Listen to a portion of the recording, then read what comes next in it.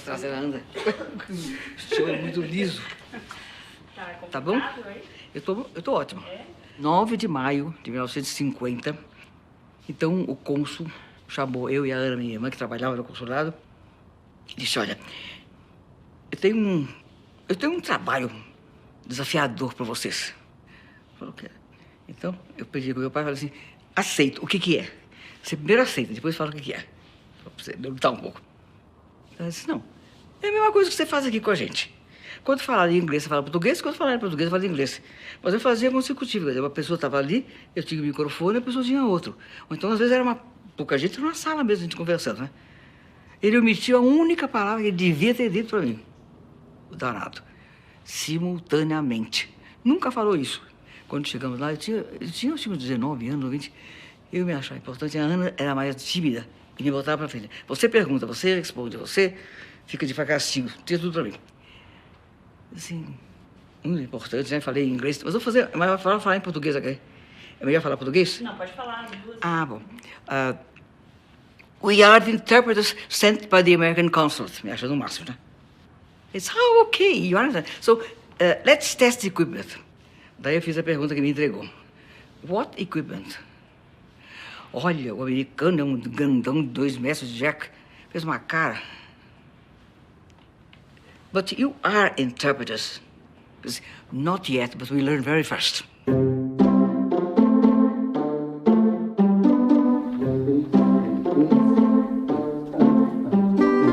Testando, 1, 2, 3, teste, teste. Tá me ouvindo bem? Ah, não. Agora sim. Sim.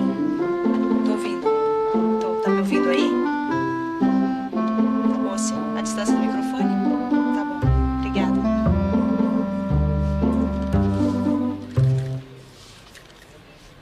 A Fernanda Montenegro, outro dia, deu uma entrevista e falou o seguinte, e olha que ator repete o mesmo texto todo dia durante 2, 3 meses de uma peça de teatro. Nós nunca repetimos o mesmo texto. Aí ela falou, ator que sobe no palco e não fica mais nervoso, deixou de ser ator. Então eu faço as minhas palavras da Fernanda Montenegro. Intérprete que não fica mais nervoso, mesmo intérprete com muitos anos de profissão, como é o meu caso, não é mais intérprete. Cada trabalho, você sempre tem uma expectativa de surpresas agradáveis e desagradáveis, desafios, coisas que podem acontecer que fogem ao teu controle. É um tipo de trabalho que você não tem controle. E às vezes que você tem, que a pessoa, então, os americanos vêm e começam a sua palestra com uma piada. Isso era costume. Hoje em dia não é mais tanto. Mas o americano, e geralmente são piadas sobre golfe. Adivinha quantos brasileiros entendem piadas de golfe? Nem a gente não entende, né? Então você tem que, muitas vezes a gente acaba dizendo, olha, ele está contando uma piada, quando ele terminar, por favor, dê risada. Meu primeiro trabalho eu não queria aceitar. Não queria. Porque eu sempre tive medo, né? Você não quer, sabe, pular na piscina cedo demais e se queimar ou qualquer coisa do tipo. E era um assunto complicado, assim, era espectrometria de massa, que é uma coisa que, tudo bem, eu tenho formação em biologia, mas eu também não sabia o que era. Tive que ler bastante e tal. Mas aceitei. O contratante estava meio em desespero, assim, porque acho que era um dia que não devia ter ninguém disponível e era um assunto meio difícil, era fora da cidade, então tinha vários fatores limitantes. E aí ele falou, você vai como intérprete mais experiente. Depois, quando eu descobri, a intérprete era um pouquinho mais experiente. Ela tinha feito um curso mais bacana e tal, e já tinha trabalhado em cabine antes, mas pelo que ela me falou, ela também claro, nunca tinha trabalhado com espectrometria de massa. Mas no fim das contas deu certo. É engraçado porque quando tem outra pessoa fazendo, você tenta fazer junto. Mas a outra pessoa, obviamente, é mais rápida do que você, principalmente no início. Então você fica pensando, putz, eu nunca vou conseguir, porque ela está sempre indo mais rápido do que eu. Ou então você não consegue prestar atenção na pessoa traduzindo e o palestrante falando ao mesmo tempo. Então, assim, até segundos antes de eu ser obrigado a fazer, eu tinha certeza que eu não ia conseguir. E aí trocou a vez, foi minha vez, e aí tem um silêncio, porque a pessoa parou. E é como se descesse um santo em você. Parece que simplesmente sai. As palavras saem e, no fim das contas, deu certo. O desafio é permanente. como que a pessoa fala, em que velocidade ela vai falar, se tem um defeito de fala, dialetos. Há muito desafio. E aí a cada orador, você faz assim, e agora passamos a palavra ao senhor fulano de tal, aí você, o que é que vem agora? Aí você solta, está ótimo. Não tem muita coisa assim para ver. Aqui é o meu escritório, muito bagunçado, claro, sempre. Sempre tem muito trabalho demais. Tudo isso é glossário, tudo isso é glossário. Glossário sobre diferentes tipos de assuntos, né? E como eu faço vários idiomas, então eu tenho que ter nos idiomas certos também. Isso aqui foi do simpósio sobre venenos animais, foi lá no Instituto Butantan. O Ronald Reagan veio em 82. A famosa vez que ele veio e falou sobre que ele confiava tanto nesse país, a Bolívia. A comissão do metrô, quando começou o metrô aqui, quando que foi isso? Em 76. Isso tudo são trabalhos antigos seus? São todos trabalhos antigos que eu descobri ontem à noite. Deixa eu ver se eu consigo a Lula. Simone? Oi, Ula. Tudo bem? Tudo. E você? Você sabe ligar o vídeo?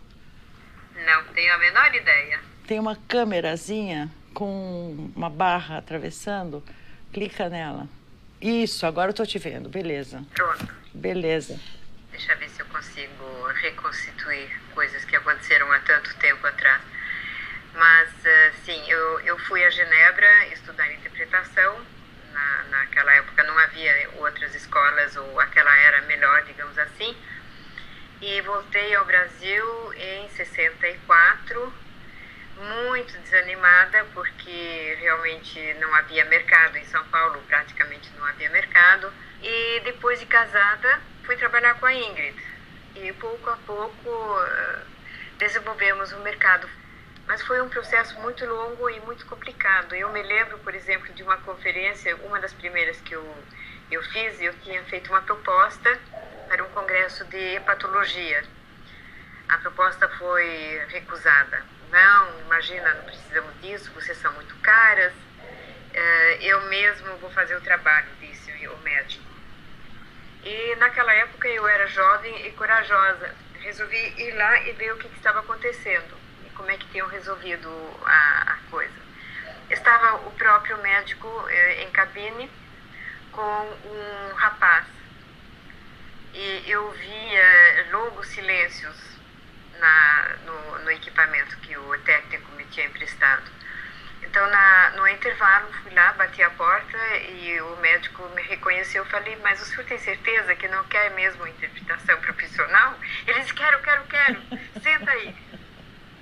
O que acontecia é que, por exemplo, professor de língua e pessoas, por exemplo, que trabalhavam como porteiros de hotel, recepcionistas de hotel, eles falavam línguas. Então, eles eram requisitados como intérpretes. Então, só que faltava o conhecimento mais, vamos dizer, a fundo, o conhecimento técnico e o talento, né? Então, nós vimos que não tinha condições havia necessidade de se formar uma classe de intérpretes que tinham que ser reconhecidos, que tinham que ser respeitados, que tinham que ser instruídos, que tinham que ser, enfim, profissionais, que tinham que ser profissionais. A coisa mais velha que eu arrumei mais ou menos, pra não ficar muito feio. Mas se eu arrumar muito, daí eu não acho nada. Isso aqui, eu fazia uma interpretação da Voz da América em 1949, na Rádio Cosmos. Falava no microfone, como é que é? Falava no microfone e eu lia aqui. Quer Quer dizer, não era bem uma examinação simultânea, porque não tinha cabine, né? Então eu ficava fechada lá, mas eu fiz tudo essas coisas. Eu tenho um monte, não tem? Aqui. Você tinha quantos anos aí, gente? 49, tinha 20. Isso. A Ula telefonou para mim e disse assim, eu queria que você viesse trabalhar conosco, porque você tem a mesma combinação de línguas do que eu, que é o inglês, português, francês e espanhol. Ele disse, mas eu tinha aberto o curso da aluno. Eu falei, Ula, eu não vou, embora tenha muita vontade, porque eu aprendi com meu pai uma coisa muito importante. Quando você começa uma coisa, você vai até o fim, nem que não goste. Começou, acaba. Então eu estou começando a fazer um curso aqui, vou dizer para o pessoal, sou-lhes grato, até logo, né? Não. Vou formar as pessoas, né? Então, eu peguei primeiro professores da aluno, que eram bilíngues, quem tinha jeito. Mas era uma coisa que ninguém gostava, viu? Achavam assim, mas isso não é possível de fazer. Tanto é possível que eu faço, não sou lá nenhum, sei lá, Shakespeare, nada, mas eu faço. A Ângela Levi, na época que eu comecei, ela que formou o curso da Lumne. Os primeiros cursos eram muito curtos ainda, eram só 6 meses. E eu entrei nesse curso, junto com a Carola, que é minha amiga da vida inteira, e fizemos o curso, adoramos o curso. Demos várias sugestões para a Ângela de como ela devia melhorar o curso, porque a gente, imagina, metidas, né? A gente não sabia nada. E ela outra muito fantástica, ela ótima professora, muito inteligente, culta, etc. E ela tinha, ela fazia, não sei se depois continuou fazendo, porque cresceu tanto o curso, ela dava uma oportunidade para cada aluno. Então, se a alumna recebesse um chamado, ela enviava pessoa A, B, C, D. E aí o curso dela foi crescendo, mas ela foi a grande formadora de intérpretes daqui, do Brasil. E bem. Saíram muitos e muitos bons intérpretes do curso da Lumne. E foi ela que te indicou para o seu primeiro trabalho? Foi ela que me indicou para o meu primeiro trabalho. Os grandes congressos, até então, eles eram feitos sempre no Rio, no Quitandinha, no Hotel Glória, no Hotel Copacabana, que eram os grandes lugares de eventos, na Urca também. E daí começaram a surgir as coisas mais ligadas à indústria, que era São Paulo, né? E então começaram a vir esses congressos para cá e eles estavam sempre desesperados.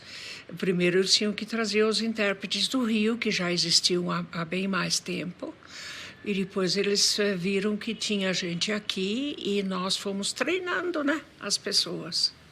Nós fomos treinando. Havia profissionais em São Paulo, uma delas era a Cecília Assunção, a outra era eu, a Jaque Branco, a Ingrid.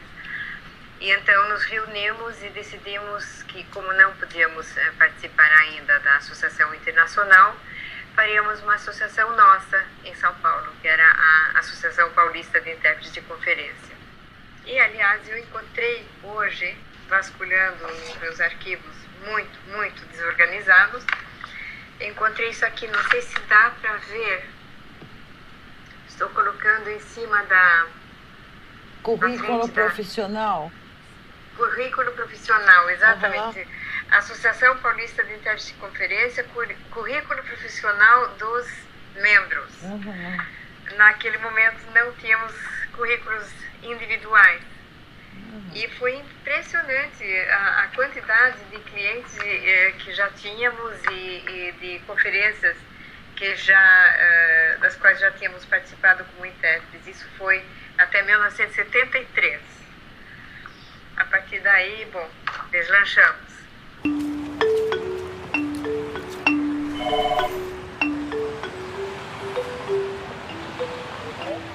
Boa tarde. Eu queria falar com a dona Ingrid. Obrigada.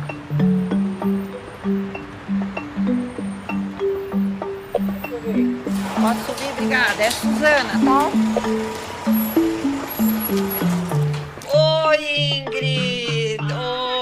Oi, que legal. Que bom de te ver. Nossa. Bom ver você. Faz Tudo tempo bem? que a Faz gente não tempo, se vê. sim. Faz tempo. Quando eu me formei em Genebra, a Ula já tinha se formado em Genebra. E ela conhecia me contactou, ela me conhecia. As nossas famílias, acho que se conheciam, a avó dela e a minha avó, ou alguma coisa assim, não lembro, talvez a Ula lembre melhor. E ela me chamou e falou, olha, nós estamos já montando queremos organizar essa profissão, formar uma associação de classe. Você gostaria de se juntar a nós? Eu fiquei super honrada. Eu tinha acabado de me formar, de ser aceita, né? E me aconteceu uma coisa que, para mim, sempre foi muito importante, que eu pude entrar como uma engrenagem numa estrutura de pessoas inteligentes e batalhadoras. Foi uma sorte enorme que eu tive de me formar exatamente nessa época.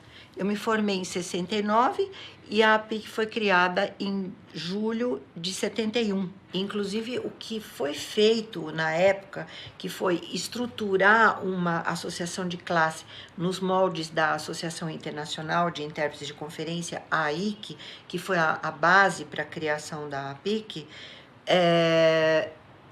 esses mesmos moldes em termos de condições de trabalho, que as pessoas têm que trabalhar dominando perfeitamente as línguas, não se arriscando a fazer coisas que elas não estão preparadas para fazer, os horários de trabalho, a remuneração, isso que vocês ouviram a Ingrid falar no telefone agora, os pagamentos de transporte, viagem, né, avião, o que for, tudo isso foi estruturado naquela época e hoje vigora.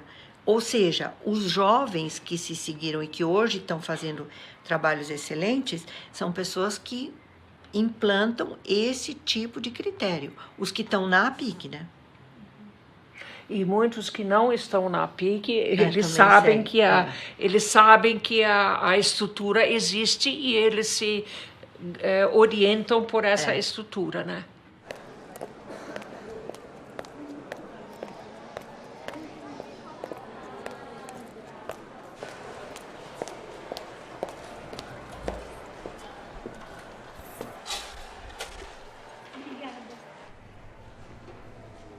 Eu me formei na PUC em 2008. Eu vim estudar porque eu tinha feito uma graduação que não era profissionalizante, então eu estava buscando numa pós-graduação algo que pudesse me dar uma profissão mesmo.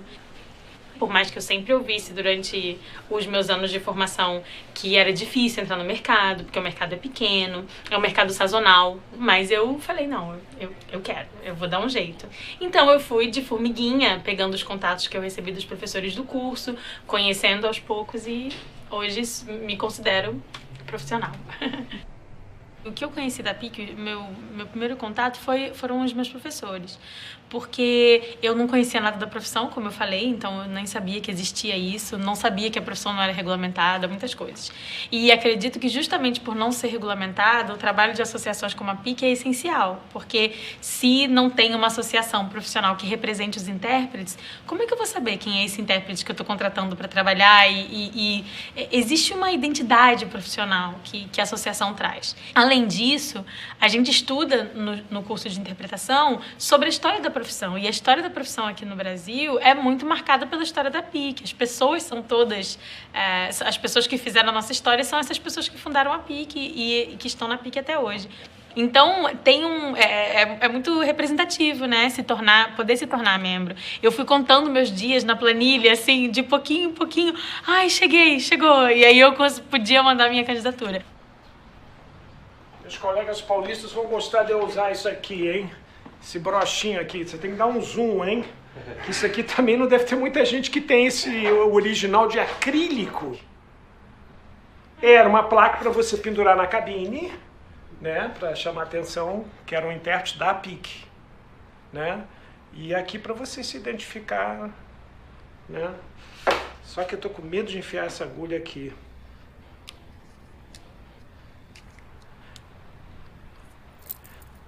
Apesar dela não ter sido da PIC, eu quero deixar registrado e sem cortar essa parte na edição, eu quero prestar uma homenagem, já que isso também é uma história de memória da PIC, a qual sou membro há muitos anos, mas também é um pouco a história da PIC, é um pouco a história da interpretação no Brasil. Então eu não poderia deixar de homenagear a Edith van der Burg, que é a fundadora do primeiro grupo de intérpretes do Brasil. Eu sou segunda geração, eu costumo me chamar segunda geração, porque eu comecei a trabalhar nos anos 70, e a primeira geração começou comecinho dos anos 50, né? E comecinho dos anos 60, essa é a primeira geração. Então, o chamado milagre econômico, que foi no período do governo militar, começou em 67, 68, e eu comecei em 73, foi até 74, 5, aí começou um pequeno declínio, mas ainda durou mais um pouquinho. Atraiu muito capital estrangeiro e, consequentemente, atraiu muita atenção do Brasil, do exterior. E aí, então, esses hotéis todos, Intercontinental, todos esses hotéis que tem aí, aquele Sheraton Monfarrege, o Maxu, todos eles foram construídos e inaugurados, o Hilton ali no centro de São Paulo, todos esses hotéis foram construídos e inaugurados no começo da década de 70. Então, teve um boom muito grande de conferências, e nós éramos um grupo pequeno, né? Esse grupo do Rio de Janeiro, o originário, que começou trabalhando em 49, 48, e se formou mais assim como grupo mesmo em 51, depois apareceram os paulistas no final da década de 50, 60.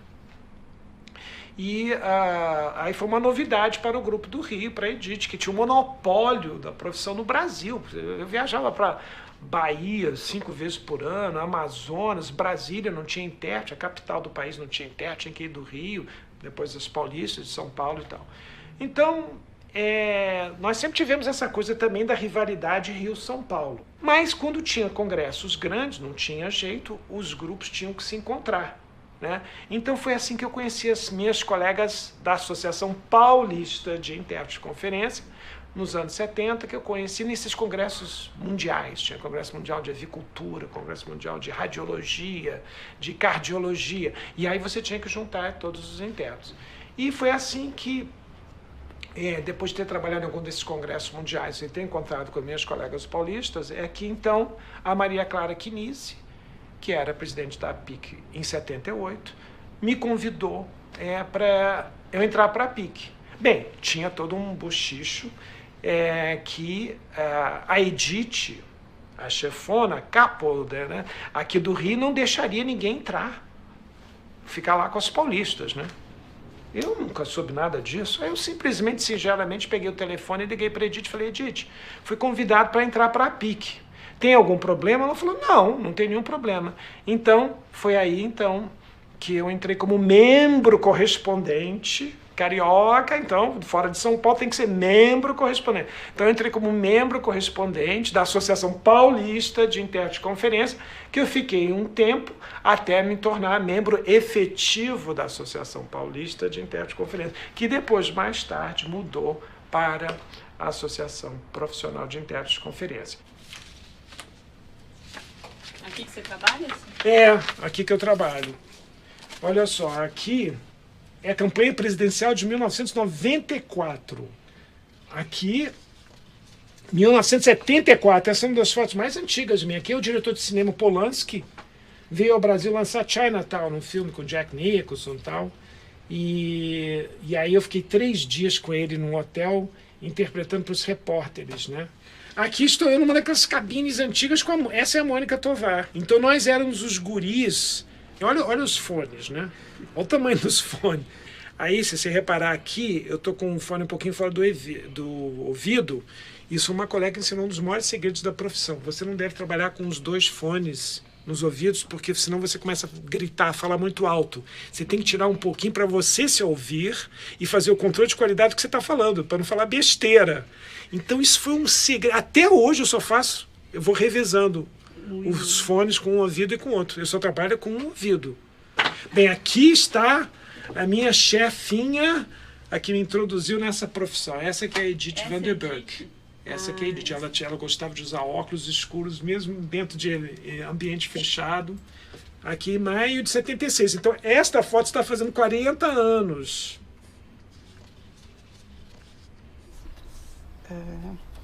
Isso é Fernando Henrique na Alemanha, com Kohl. Aqui é Marco Maciel, com o senhor de uma fundação alemã que estava lá e que deu a ele um livro sobre pássaros, que era um dos hobbies do Marco Maciel. E essa é você? E eu, sim.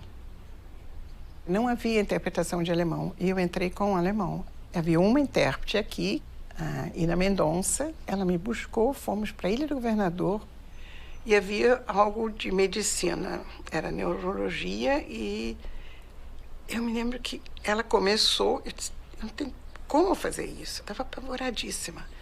Ela disse, não, eu começo, quando você achar que você já está entendendo mais ou menos, você entra. Eu disse, tudo bem. E aí falaram em alemão de um osso, eu sabia que tinha que ser frontal no crânio, mas eu não sabia qual, não tinha preparado nada. E em alemão era virtualmente traduzindo a viga atravessada. E ela falou a viga atravessada. Eu sabia que eu estudei bastante biologia, mas nós não temos viga atravessada em lugar nenhum. E assim foi uma coisa muito pouco profissional. Apesar de Ina ter sido, assim, uma das vacas sagradas, ela foi fantástica. E aí, assim, muito lentamente entrou o profissionalismo, mas levou algum tempo. E isso mudou muito? Totalmente, muito rapidamente. Agora é altamente profissional, são contratos com cláusulas corretas. A PIC, a IC, talvez primeiro a IC, que é mais antiga, que é a Associação Europeia de Intérpretes, ou internacional. E depois a PIC, que é profissional, que é brasileira. Fizeram um trabalho fenomenal de realmente impor condições corretas e proteger os intérpretes, regular o mercado, profissionalizar todos os aspectos. Eu ganhei uma associação. Quando eu comecei, ela já existia há 2 anos. Já existia, já estava funcionando, havia um número pequeno de pessoas. E aí nós percebemos, todas nós, que existia associação, que ela era muito bem estruturada, mas que nós não tínhamos um jeito de impor as regras. E aí fomos procurar esse, aquele outro, e conseguimos falar, aliás, o mérito aí é da Ingrid, que conseguiu falar com o deputado federal por São Paulo, que nos ajudou e levou as regras da PIC para serem, então, aceitas no que era o Ministério do Trabalho de época. Sabe, a gente trabalha em condições boas, a gente tem esse mercado bom que a gente tem hoje pelo trabalho que elas fizeram, que eu sei que deve ter sido um trabalho muito difícil. Imagina você organizar pessoas tão diferentes e conseguir estabelecer uma base de condições para o trabalho, né? Então, hoje em dia, como a demanda aumentou muito, sabe, com todas as novas modalidades que tem por aí, é difícil manter isso. Então, eu sempre achei importante que a gente, como intérpretes, conseguisse fazer isso que o brasileiro faz tão bem, que é se unir em torno de uma necessidade em comum, né? Não sei, uma condição que a gente quer ter. Então, desde o início, eu sempre fui muito aberto a entrar na PIC. Eu também via isso como uma conquista pessoal, né? Eu pensava, nossa, se eu entrar na PIC, eu vou ser intérprete de verdade. E aí, consegui. Essa é uma profissão que não é pelos diplomas na parede. É uma profissão para quem pratica a profissão e se prova no trabalho. É que se diz em inglês hands-on, né? Então, é um trabalho concreto, né? Dentro de uma situação concreta. E a associação vem dar um pouco esse respaldo, vem dar uma referência. Não é bom deixar as pessoas soltas aí no mercado. Tem gente que cobra por hora, por minuto, Então é bom ter uma associação, referência. Olha, intérprete tem que ter línguas passivas, ativas, o intérprete tem que trabalhar sempre com outra pessoa para cada língua, numa cabine, tem que ter condições de som, etc. O intérprete tem que estudar. Enfim, dar referência, de ser um padrão de referência no mercado. A associação é um pouco isso, é como se diz no marketing, um benchmark, né? É um padrão de referência no mercado. Então, a PIC é essa referência.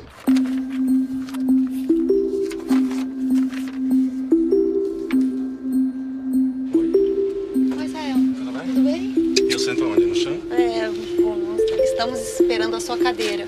Já pediram? Já pedimos. O Douglas está atrás dela. Ah, coitado. Sempre sobra para ele.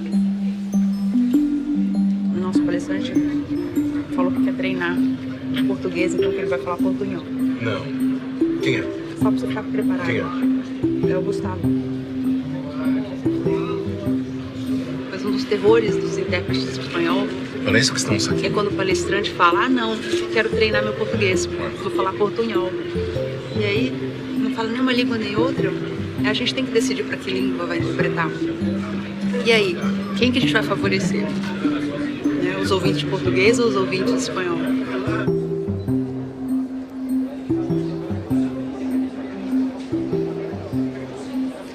Caballero. Sí. Buenas tardes. Buenas tardes. Permítame que me presente. Soy Israel Villa. Israel Villa. ¿Cómo le va? Muy bien, muchas gracias. Qué bueno. Yo soy uno de los intérpretes que le va a ayudar hoy con la traducción. Con ella, ¿no? Exactamente, somos ella y yo. Dígame, se va a presentar en español, ¿no? Claro. En portuñol. No, háganos el favor de presentarse en español. ¿Sabe por qué? Porque para nosotros es muy difícil separar los dos idiomas. Ok. Y nos cuesta muchísimo trabajo definir si es uno o si es el otro. Ok. Está bien, yo leo en portugués, pero cuando lo que quiera explicar, lo explico en español. Por favor, okay. Si nos puede echar la mano con sí, eso, claro que se lo agradecemos. Perfecto, no, Muchas es mejor gracias. para mí también. Entonces, sí. Ganhamos todos. Bueno, assim é. Muitíssimas graças. Eu me lembro de um congresso que nós fizemos aqui, não sei, era no interior, eu acho. Era sobre... O que eram? Eram não caminhões, eram tratores japoneses. E veio o chefão, o presidente da empresa, veio para visitar a empresa e ele estava recebendo, então, todos os relatórios, o que estava acontecendo. E esse senhor, que é um japonês de primeiríssima, e eu sabia que isso acontecia, porque eu tinha feito trabalhos no Japão e eu já sabia. Mas ele começava, a cada sentença, ele começava assim.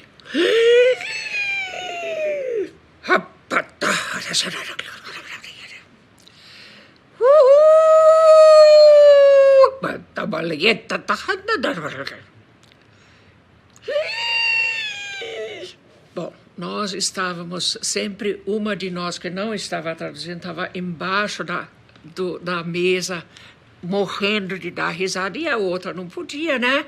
Tinha que traduzir, né? Era gozadíssimo, era muito engraçado.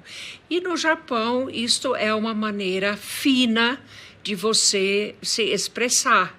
Ula, eu contei para Manuela que quando eu comecei a trabalhar na presidência, foi chamada por você. Sim. E quando você me telefonou, eu disse, não, Ula, eu não posso, eu já estou ocupada. Estou fazendo outra coisa nesse dia. Aí você disse, eu já tirei você do outro trabalho, você vai para Brasília.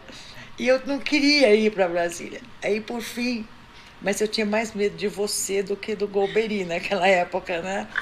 Então eu falei, tá bom. Aí eu perguntei para você, Ula, como eu devo me vestir? Aí você disse, luto aliviado. Lembra disso? Esse foi o primeiro trabalho que eu fiz da presidência. Eu fiquei 13 anos coordenando o Itamaraty, que usava muitos intérpretes, mais de 200 dias por ano. Ali, junto com o Figueiredo, passando a tropa em revista. Não podia usar calça comprida, sabia? Isso aqui é na África também. Não sei em que país, acho que na Argélia. Você tem que estar lá quando precisa, mas sumir no segundo que não precisa. Então, é o jogo de cintura, saber quando o presidente vai precisar de você ou a pessoa vai precisar de você. Mas não só presidentes de empresa, prêmios Nobel, são outras pessoas também, né? Que você precisa estar e não estar, né? Então, isso é um trabalho que você tem que ter uma sensibilidade. E também você tem que ficar ouvindo, porque você precisa prestar atenção, você tem que ter bom ouvido, bom olho, boas pernas, porque você tem que correr quando eles andam rápido, sem mostrar que você está correndo, porque pega mal. Então, tem uma série de coisas que você tem que ter um jogo de cintura. Então, você fica exposto assim numa situação assim, né? Essa daqui é a presidente da Finlândia. Então, você acaba saindo nessas fotos, né? Nós somos uma voz invisível. A única hora que o intérprete fica visível quando ele sai da cabine para justamente fazer esse trabalho de consecutiva, que dá uma exposição, aí pode ser com empresas, e com chefes de governo. Tinha um problema com o cerimonial do Itamaraty, porque toda hora eles queriam que eu saísse da foto, aí o fotógrafo também não queria que eu saísse na foto, aí depois eu tinha que voltar de novo, porque eles iam conversar, tinha que voltar de novo, aí saía na foto. Então isso era uma guerra permanente, né? Porque o intérprete, nessa hora, vira um intruso, né? Uma espécie de intruso. Um dos meus maiores truques foi uma conversa com o Tony Blair e o presidente Lula, na África do Sul. Os dois sentaram num jardim e o Tony, assim como a gente está aqui agora, e o Tony Blair é um sujeito alto, forte, ele tem costas largas. Então o que eu fiz? Eu botei uma cadeira atrás dele, de lado. E aí a foto que saiu, então na primeira parte de todos os jornais, era o presidente Lula assim, conversando com o Tony Blair, né, os dois na foto. E não tinha, eu não estava na foto.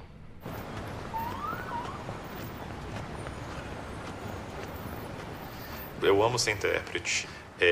Através da interpretação eu tive a oportunidade de viajar para outros países, tive a oportunidade de visitar fábricas, ver como funcionam as empresas, de, traduzir pessoas que são muito conhecidas, políticos e artistas. Então, isso é bem bacana. Eu sou muito feliz com a profissão. Eu realmente, se eu puder continuar traduzindo e sendo intérprete até o final da minha vida, eu vou ser uma pessoa muito feliz. A maioria das pessoas vai chegando perto da idade de se aposentar, e eu acho que você começa a ter essa sensação de que você não vai ser mais intelectualmente produtivo, talvez, então você tem que se esforçar para se manter assim.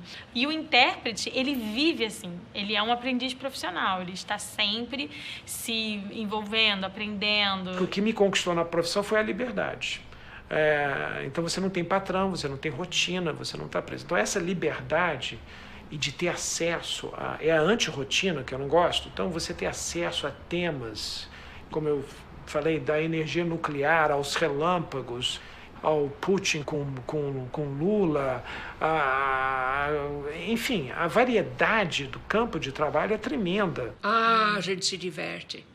Isso é verdade, viu? Olha, é uma coisa gostosa, é um grande dom, é um presente você descobrir que você tem jeito para a sua profissão e que você curte a sua profissão.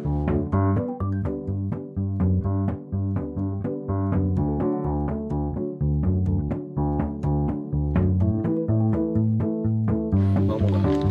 Deixa eu pegar o uniforme do Rambo e vamos embora. Faca. Isso.